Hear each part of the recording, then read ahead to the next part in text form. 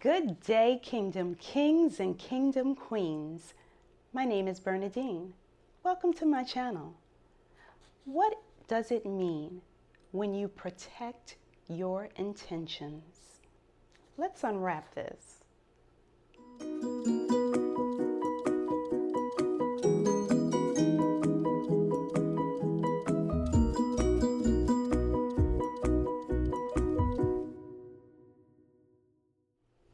Now, I'm going to be very transparent with you.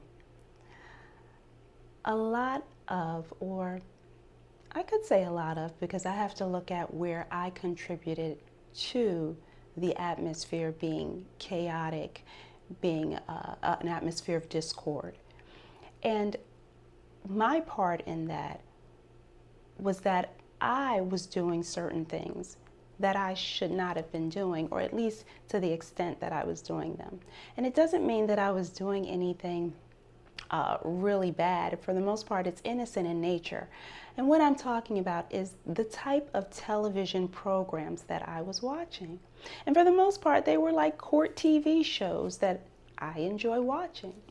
But what was happening was, because that type of programming has a lot of arguments, the people argue a lot, there's a lot of chaotic situations, there's a lot of strife and a lot of stress. I was exposing myself to those situations through my gates.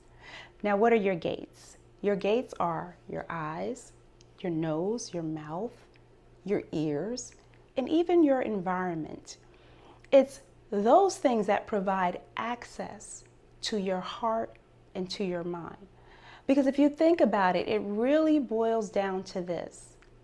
We are governed by our heart or by our mind. Either it's an analytical part of us, which would be the mind, the brain, that is governing our behavior and our decisions and the things that we do and the actions that we take, or it's our heart, the emotional, that is governing the things that we do, the things that we say, the places we go, the actions that we take. It's either analytical, the mind, or emotional, the heart. So when we expose ourselves to things, like myself, I'm going to put myself in these shoes and take on the responsibility that I had contributed to the situation, and that was allowing myself to watch these programs daily. And so each day I'm exposing myself to more and more stressful situations, more and more chaotic situations, more and more argumentative situations. And whether or not you realize it, those things, those type of things in our environment, opening our gates to those things, it will affect us, because we're thinking about, we're processing them, and it can even trigger certain emotions within us. So we have to consider those things. Now, one thing that may catch you by surprise is that I said that we have to also, that a gate is also the mouth. So by that I mean, it's not only what we speak or say, because think about it. The words that we say, they can be very detrimental to someone. We can tear someone apart. We can tear them down, or we can build them up simply by our words. But it's not only what goes out of the mouth. See, the other gates, they're all entryways. Your eyes, what are you watching? Your nose, what scents are in the air? What do you smell? Your ears, what do you hear? But the interesting thing about the mouth gate is that this is an entry and exit way. So exit way meaning the things that we speak, entry, the things that we eat. Now, this may surprise many people.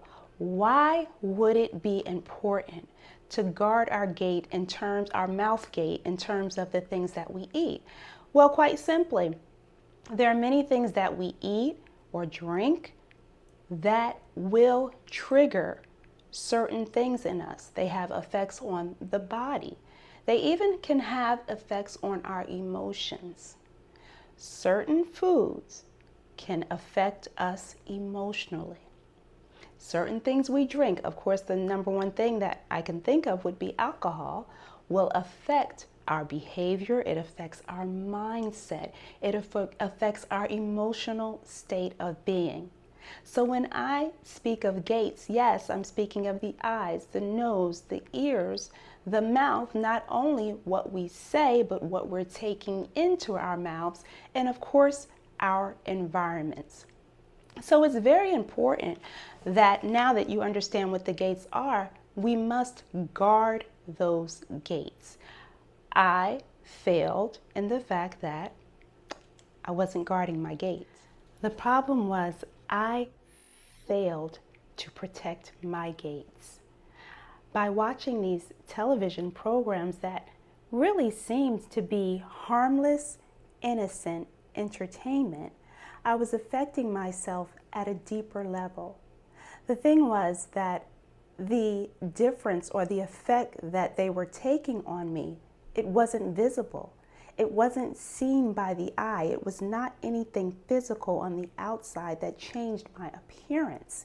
And that's where it becomes deceiving, because when it's not something that we can visibly see, it's often difficult to detect that there's even been a change or an effect on us.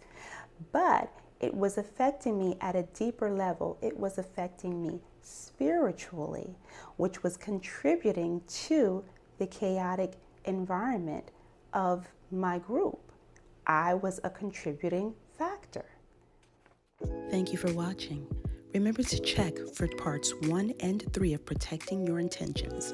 And if you're enjoying the content, please remember to subscribe. See you real soon.